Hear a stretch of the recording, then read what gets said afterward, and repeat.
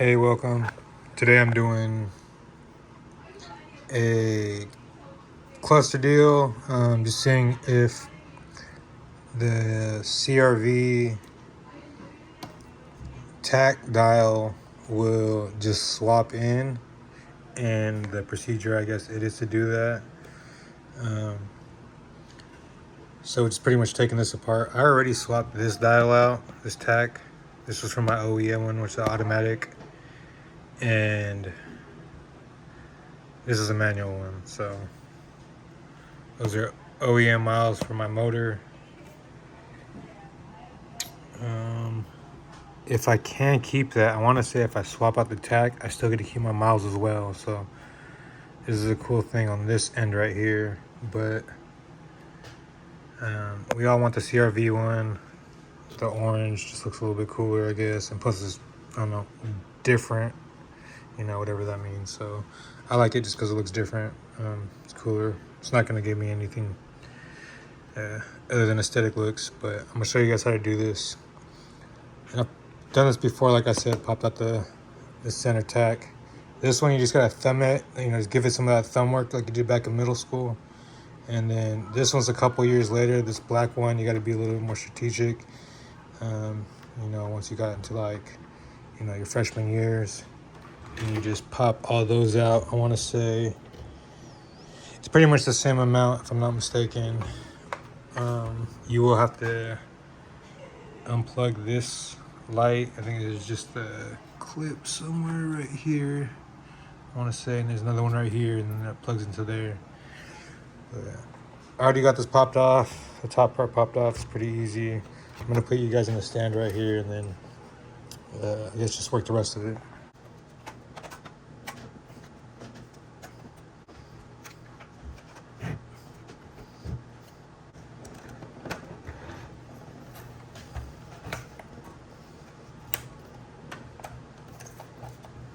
So there's these two tabs, this one, and then the correlating side, this one. They're kind of clipped on the top right here.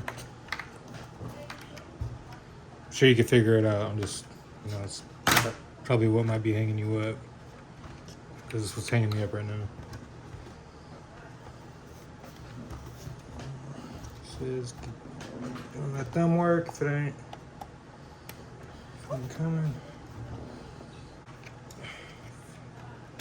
Excuse my language. Oh, there you go.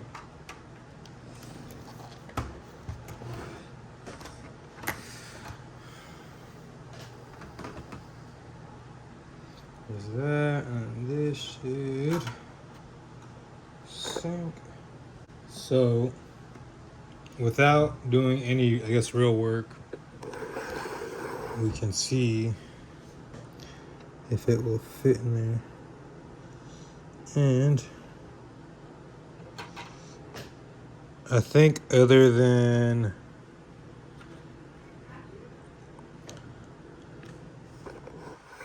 this corner right here, let me give you guys a, see that right there?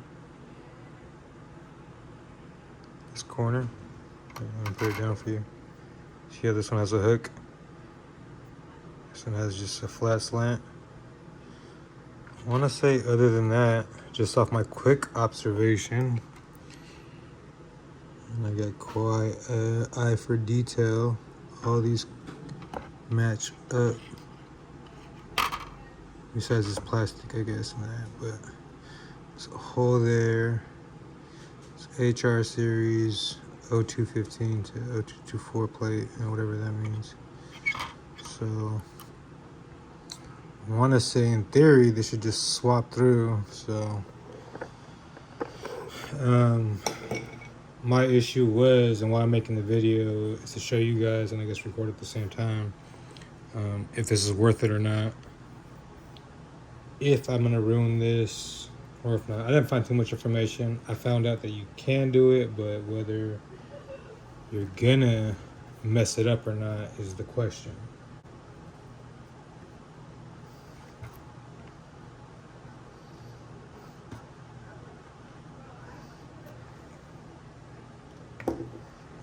And my bad, I'm not consistent with the videos.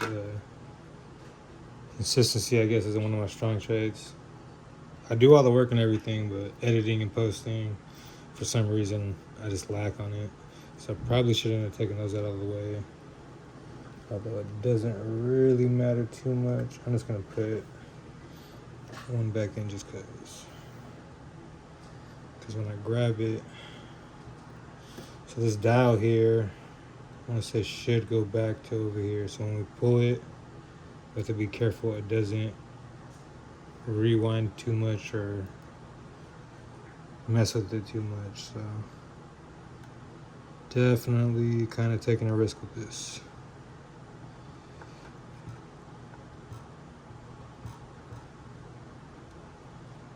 Should go both of them in.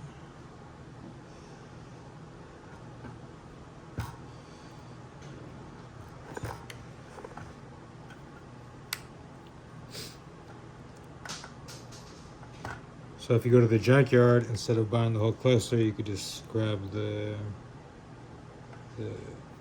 RPM and the speed tax instead of paying whatever price they're trying to give you. Just get the faceplates.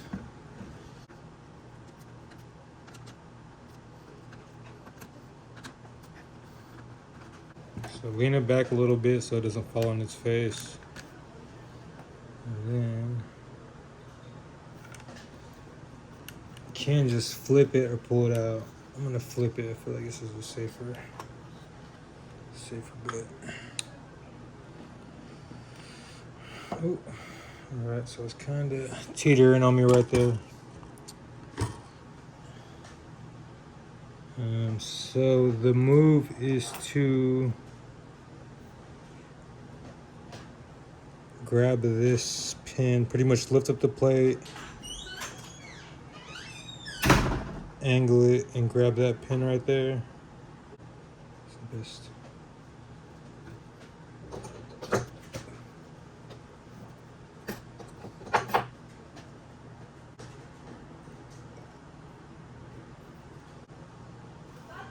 Okay, I'm barely leaving it on because I feel it kind of wanting to pull, I guess, a little bit. So remember the orientation on everything. Take a picture if you need to. I guess I got a recording of this right here.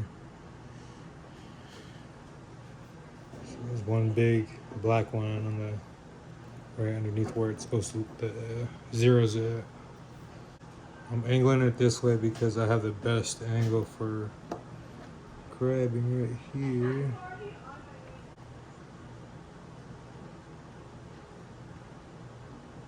So I'm trying to pinch this hard enough to just wedge this back and forth till it comes off, and that's how it's supposed to come off. And you gotta pull up at the same time. Come on. How did I do this last time?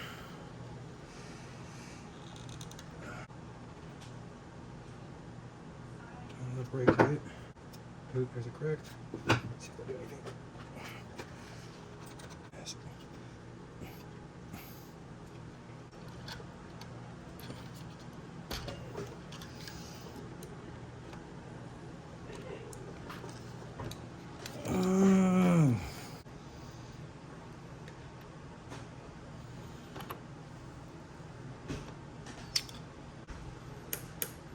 Ooh. That's the best way right there. Just did it. Found it for you guys. Easy money.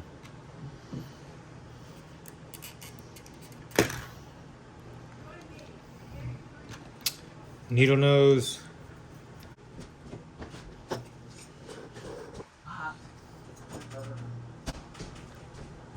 Oh.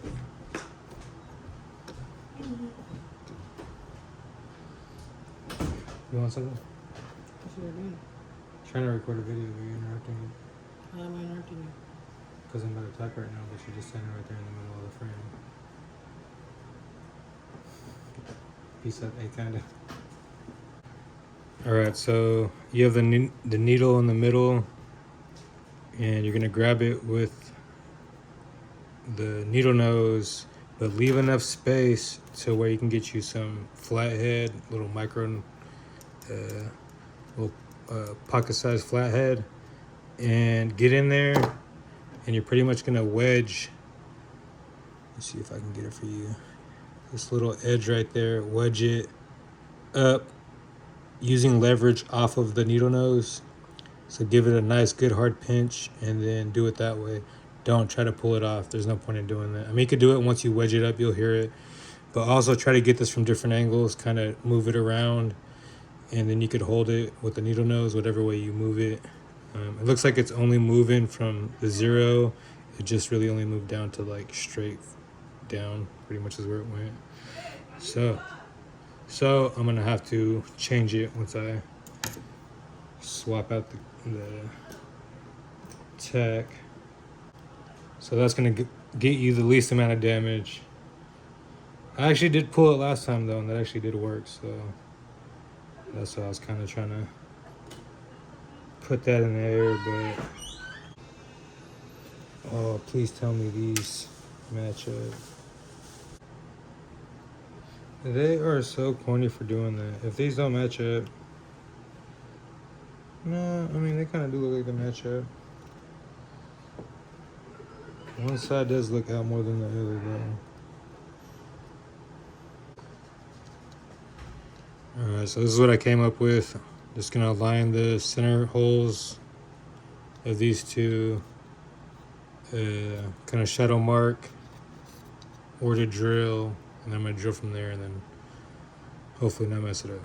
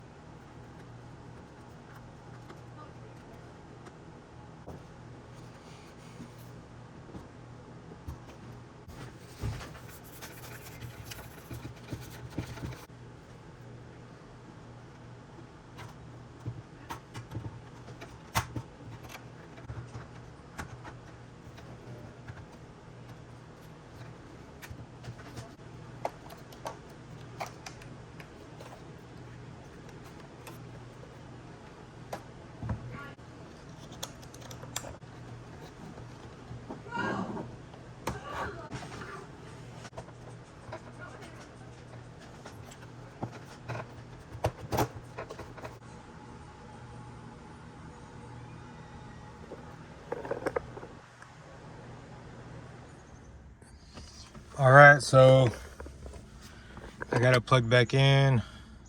I wonder if that gas is still the same. Where's my keys? All right, so I got the bezel right here, just held in with fucking just hope, pretty much. Just like the rest of the car. Oh shit, that's not how it's supposed to be held in. All right, so there's these two tabs right here. Make sure that you are putting them over them. My dumbass. Like I said, just held together with some good old hope. And fucking there it goes again. All right, there you go. Anyways, see if any of that changes right now.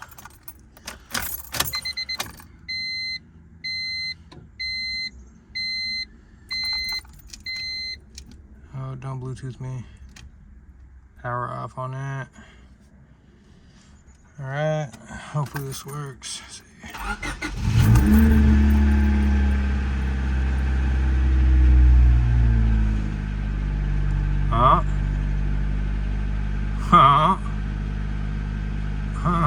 Don't mind the check engine light. It's just the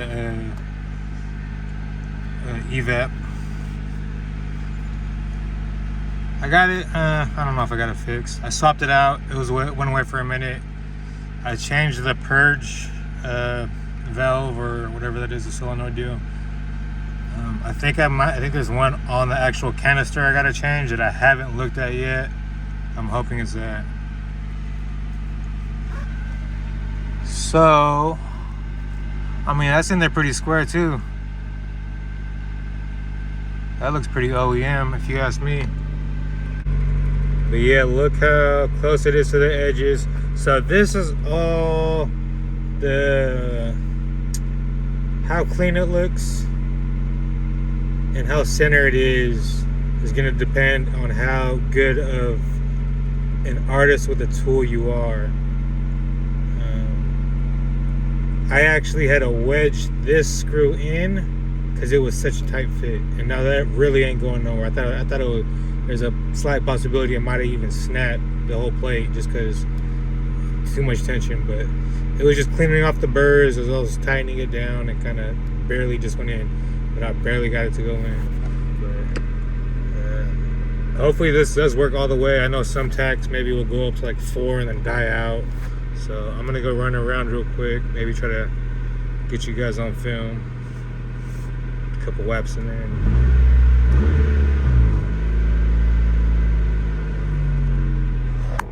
Just gonna let this warm up some and then we can head out. I kinda wanna change it, but now I'm looking at it, I kinda like that this is orange only.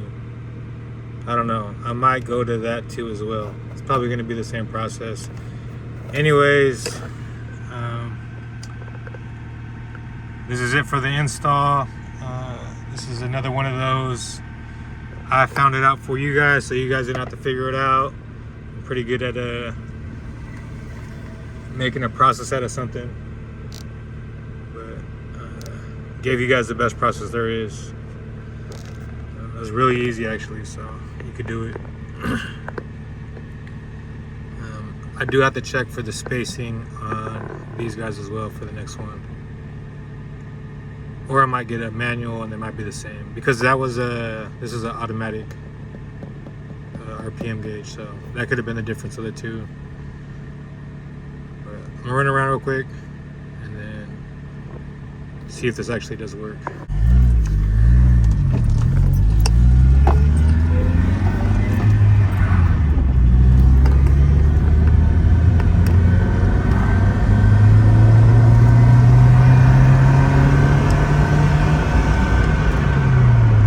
Alright, well, she works.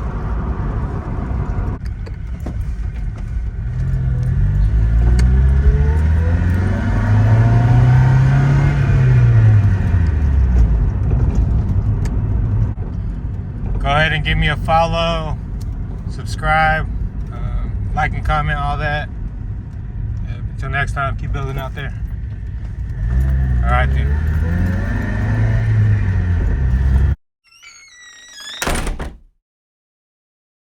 So it got darker, but I totally forgot to show you guys. Why are those lights like a blood red? What the fuck's going on? Yeah, I also have a pulsing issue that I gotta figure out. It's none of the fuses. I checked all the main things you would check when checking for the pulse, but I wanted to show you guys the lights. I didn't even do it, so let's see what it looks like. Hopefully, I can make it darker in here or something. Let's see if the light. Okay. See, look at a little orange. That's tight. Yeah. Yep. Alright, so I just wanted to show you guys what the light looks like. I might do the orange on the center tack. I kind of like it. Plus, you know, I've been looking at this thing for fucking ever, so I mean, I guess something different, something new. I just don't want to pay the extra.